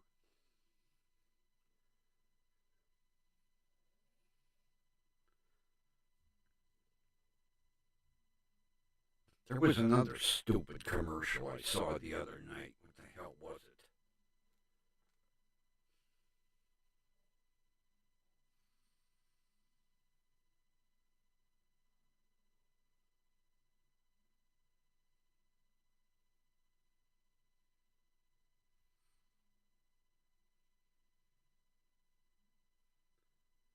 Oh, I had some of that cheap shit too. Yeah.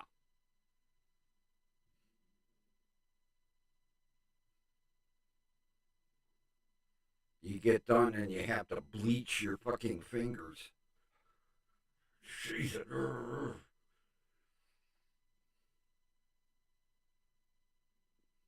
I learned no bargain toilet paper.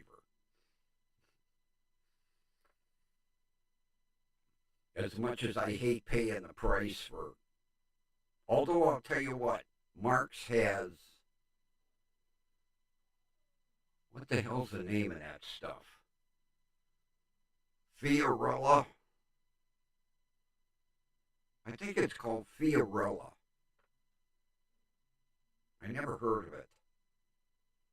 It's almost like Charmin, but half the price. I think it's called Fiorella.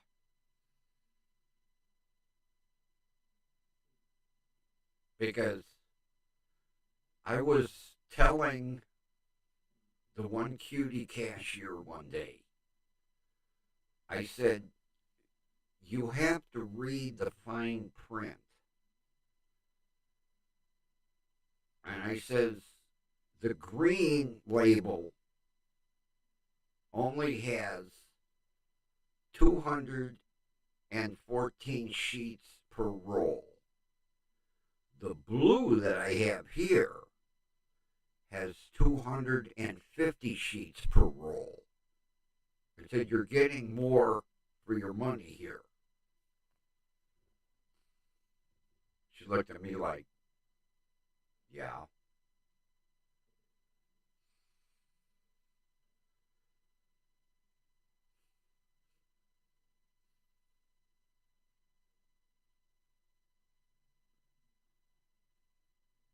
Yeah, because the green was unscented. Well, you're getting fewer sheets per roll. That ain't no bargain. Yeah, Kathy, I immediately went and bought real stuff. Yet when it disintegrates in your hand,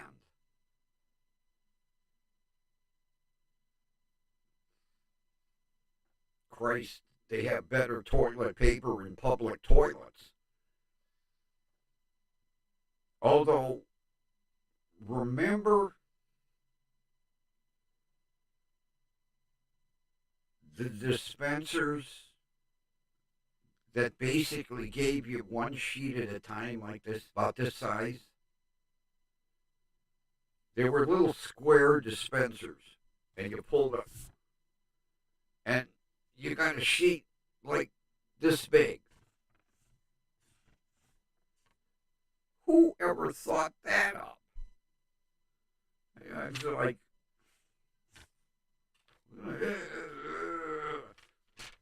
pulled out like 40, you know.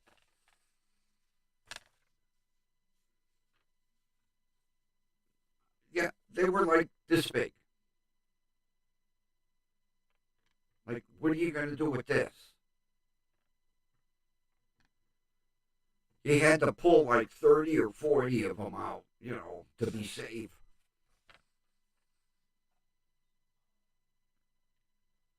We had them in the courthouse.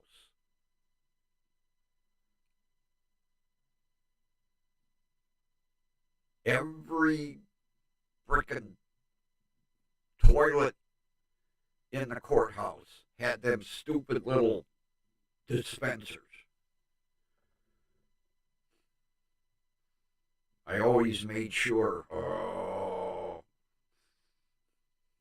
I I ain't taking a shit in the courthouse. No way. I'll go to the gas station down the street. Trust my luck there.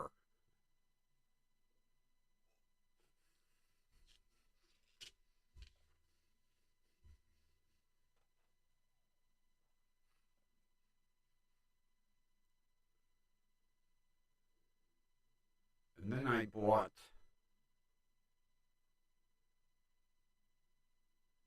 at Dollar Tree. I bought a couple of rolls of paper towels.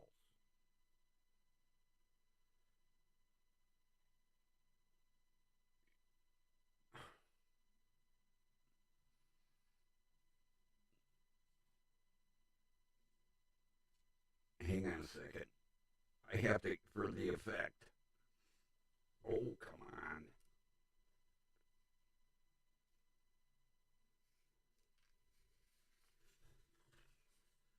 The way they're serrated, you get one paper towel that's this big. I'm like, what can you do? You gotta pull 3 or 4. But yeah, you got one like this. What the hell good is this gonna do? Clean your glasses? That's about it. I have to go.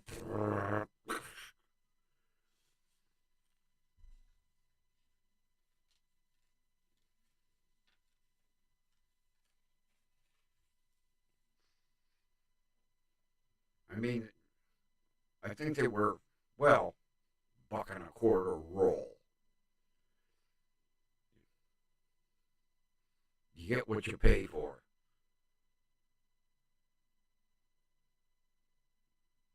And then, oh, sometime at Dollar Tree, even for a buck and a quarter, you're getting screwed. I bought a roll of aluminum foil. First of all, the stuff is about as thick as tissue paper. I get halfway through the roll, and I go to pull it out, and I get half. So I take the roll out of the box, and I'm trying to undo it so that I can unwrap it to get a whole.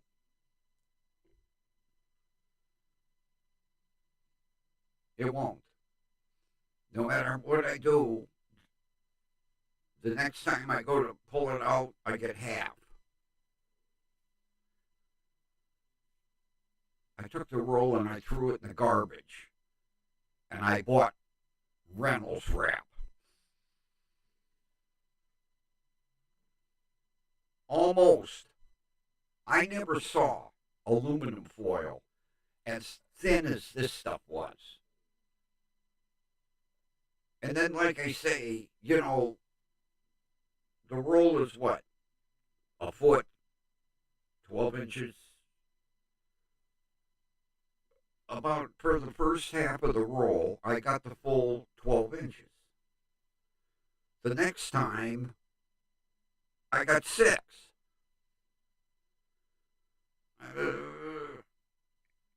So I unwound it. I cut it off. I go to pull it out the next time. I finally took it.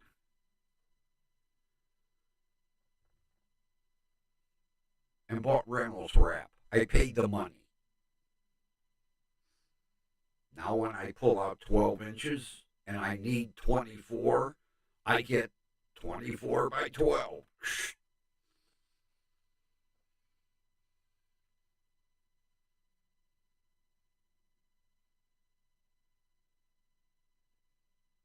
Sometimes a bargain at Dollar Tree is not a bargain.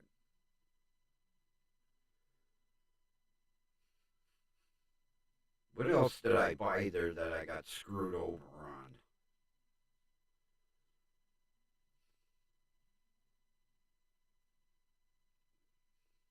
Oh, what the hell?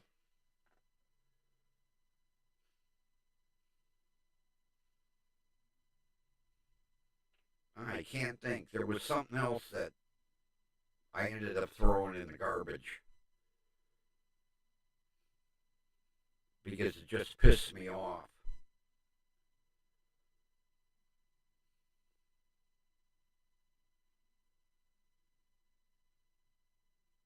Oh, I bought those brown paper liners for inside the air fryer. You ever see them? I had to use like 3 or 4 of them because if you used one, the grease went right through the paper. I ended up having to clean the air fryer anyway. So I put 2 in, same thing. Put 3 in, put 4 in.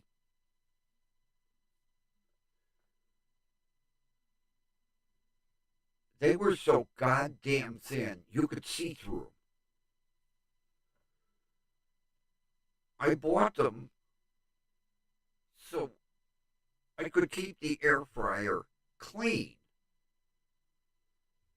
Well, I think there were 24 in a box. I had to use 4 at a time.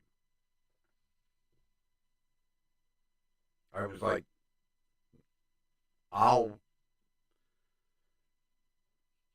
I'll go to Gigantic Eaglet and buy the expensive ones.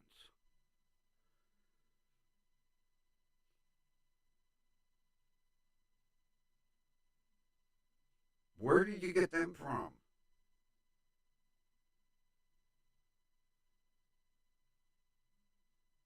Washable silicone. Oh man, I need some of them.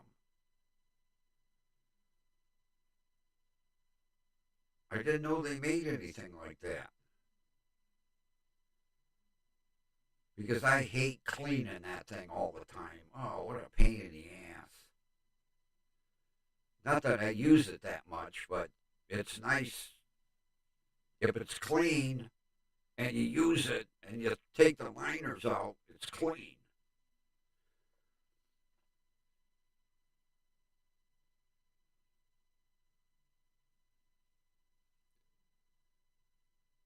You know, when I first got that thing, we used it for everything. And then after a while, it was like, yeah, air fry all the time.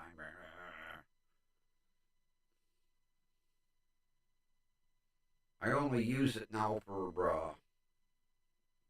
those frozen egg rolls I get from Dollar Tree.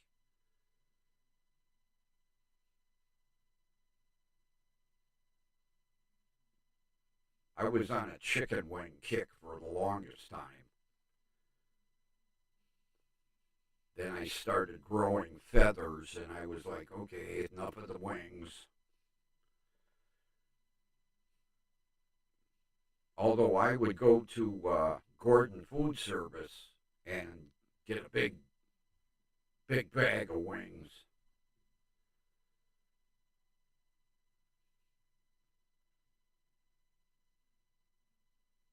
See, I'm picky about chicken wings. Now, you know when you get a chicken wing, you get the end, the tip, and then you get the centerpiece, and then you get the one that looks like a little drumstick. I only like the center pieces. Well, you don't get that many of them in a bag.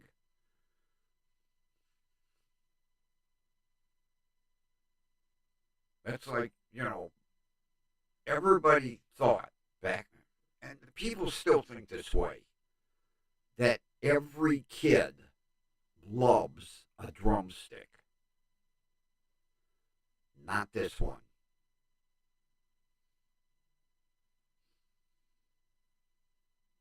I do not like drumsticks. I don't like dark meat. When I go, which is rare, to KFC, I tell the girl, I will pay extra for all white meat. Thank you. Don't put no drumsticks in there, no thighs, no.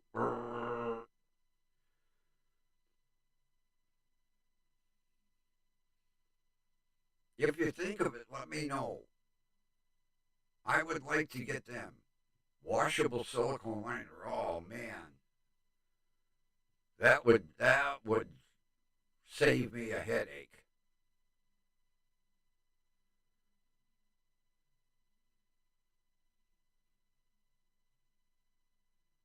But I don't use the air fryer that much.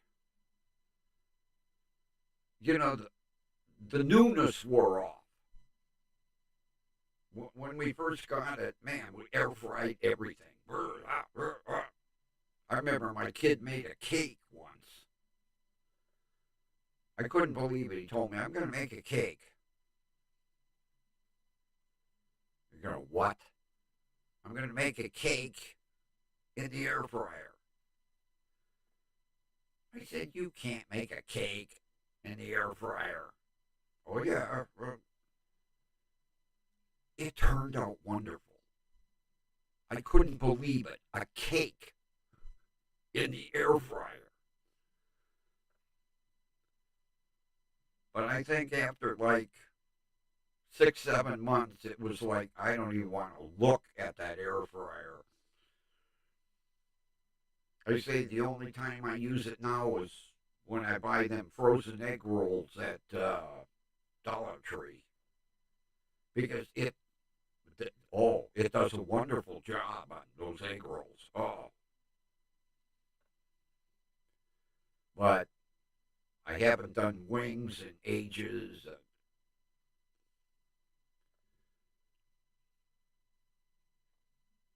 Even my kid stopped using it. He bought it. Every now and then I go over and blow the dust off of it,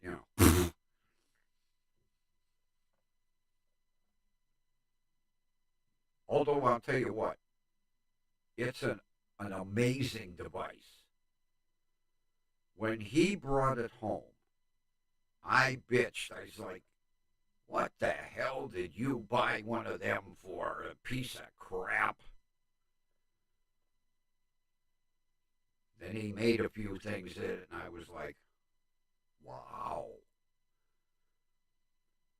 And then it was like every night, air fry, air fry, air fry. That's like my popcorn maker.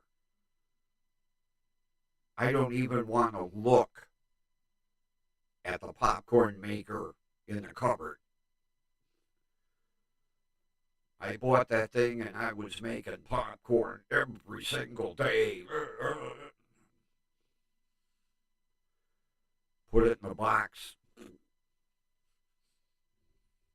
And that's where it's been for about 6, 7 months now.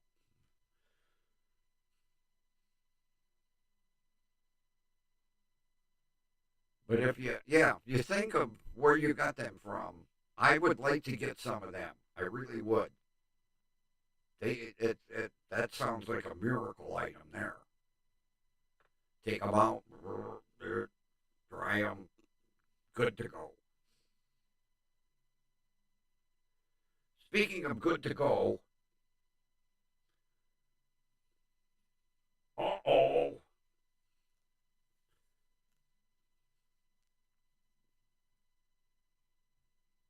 I don't know if we're going to have enough power here to play the ending music. I only got 13% battery.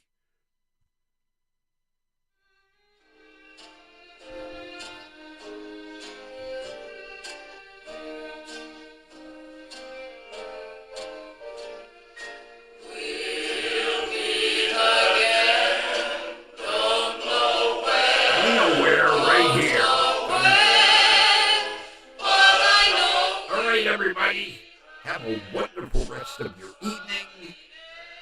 Thanks for being here and putting up with my ass.